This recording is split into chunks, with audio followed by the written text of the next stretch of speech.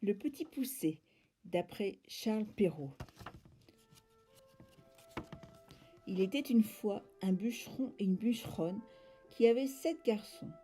L'aîné avait 10 ans et le plus jeune 7. Ils étaient fort pauvres et aucun de leurs enfants ne pouvait encore gagner sa vie. Le plus jeune était délicat et ne disait mot. Il était fort petit et quand il vint au monde, il n'était guère plus gros que le pouce, ce qui fit qu'on l'appela le Petit Poucet. Cependant, il était le plus avisé de tous ses frères, et s'il parlait peu, il écoutait beaucoup.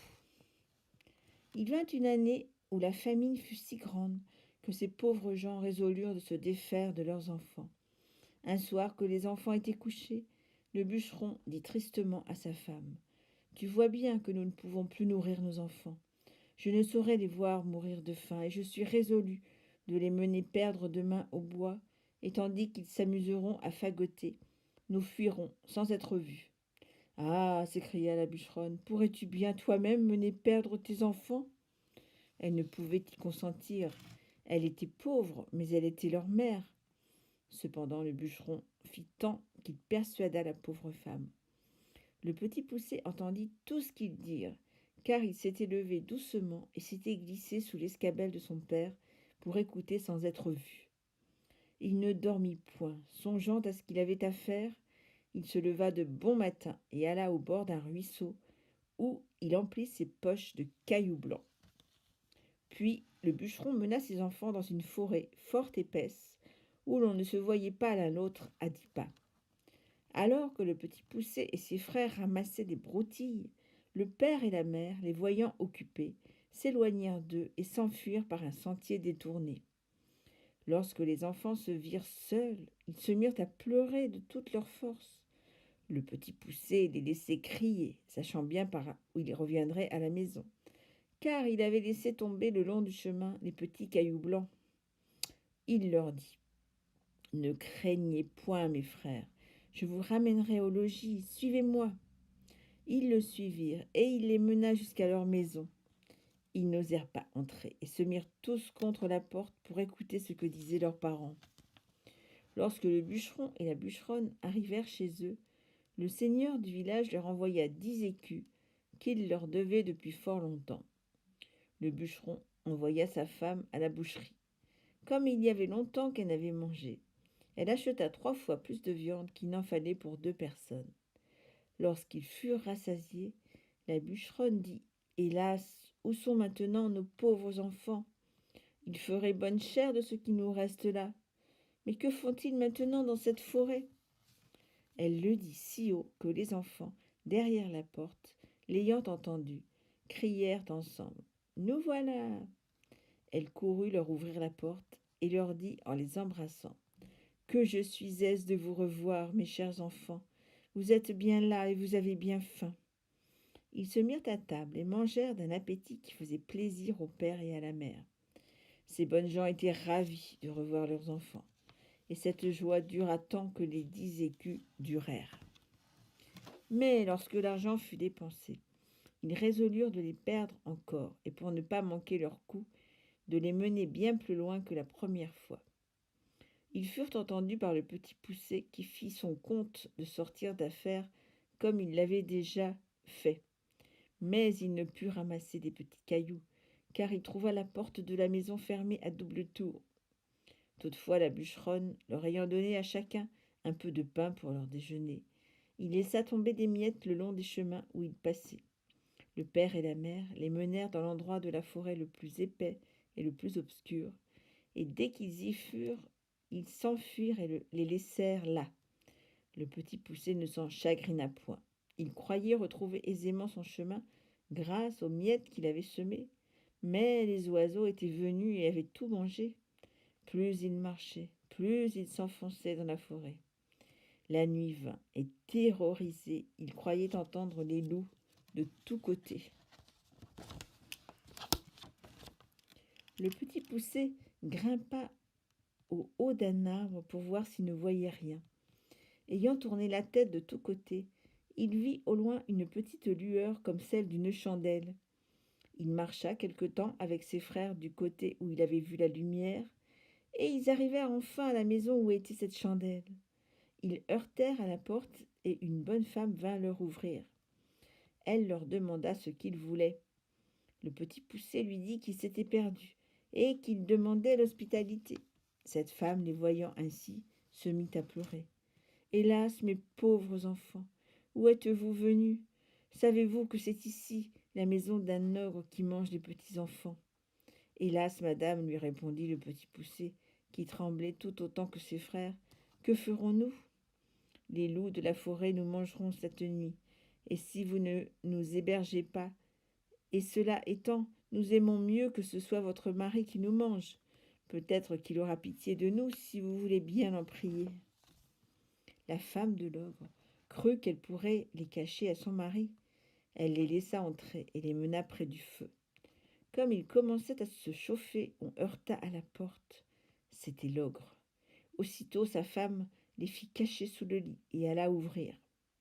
L'ogre demanda si le souper était prêt, puis se mit à table.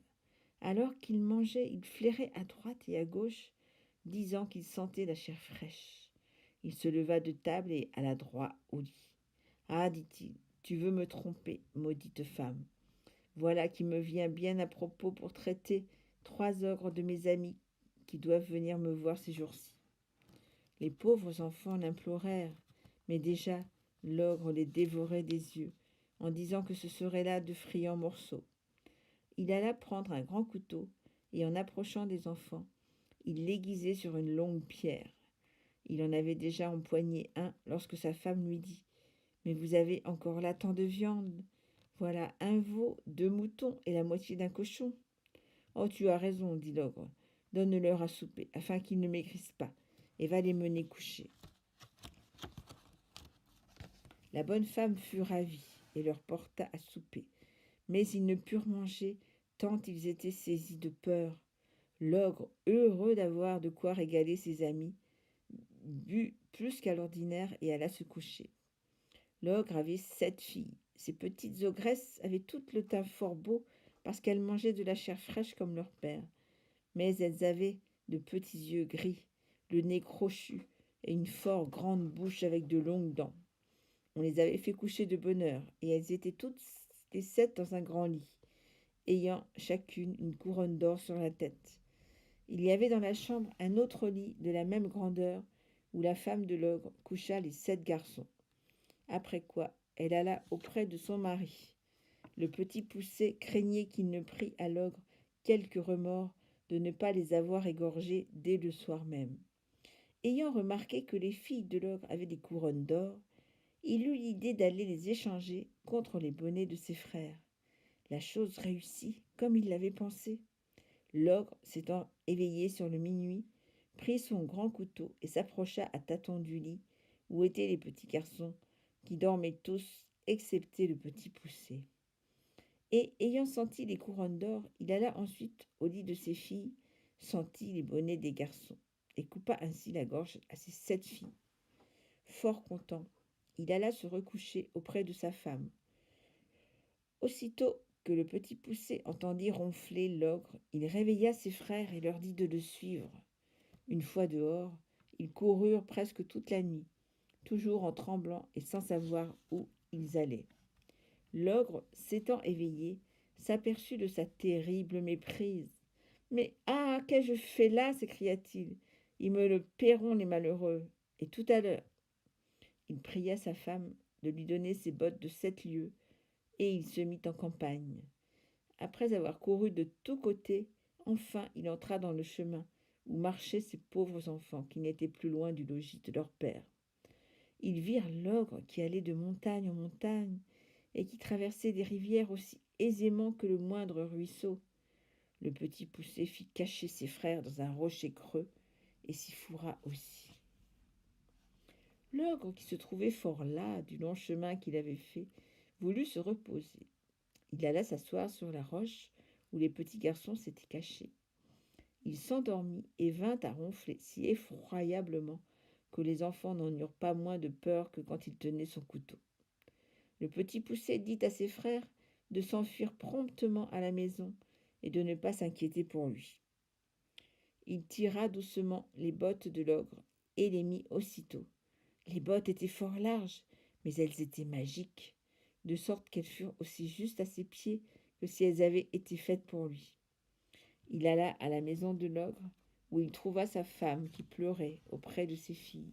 « Votre mari, lui dit le petit poucet, est en grand danger, car il a été pris par une troupe de voleurs qui ont juré de le tuer s'il ne leur donne pas tout son or. Dans le moment qu'il lui tenait le poignard sur la gorge, il m'a aperçu et m'a prié de venir vous avertir de l'état où il est et de vous dire de me donner tout ce qu'il a, parce qu'autrement ils le tueront. » La bonne femme, fort effrayée, lui donna aussitôt tout ce qu'elle avait. Le petit poucet, chargé de toutes les richesses de l'ogre, s'en revint au logis de son père, où il fut reçu avec bien de la joie. Il y a bien des gens qui prétendent que le petit poucet n'a jamais fait ce vol à l'ogre. Ils assurent que lorsque le petit poucet eut chaussé les bottes de l'ogre, il s'en alla à la cour où il savait que l'on était fort en peine d'une armée qui était à 200 lieues de là. Il alla, disent-ils, trouver le roi et lui dit qu'il pouvait lui rapporter des nouvelles de l'armée avant la fin du jour. Le roi lui promit une grosse somme d'argent s'il réussissait.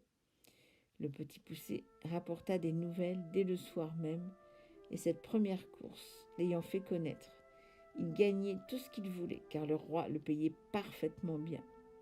Après avoir ainsi amassé beaucoup de biens, il revint chez son père, où il n'est pas possible d'imaginer la joie qu'on eut de le revoir.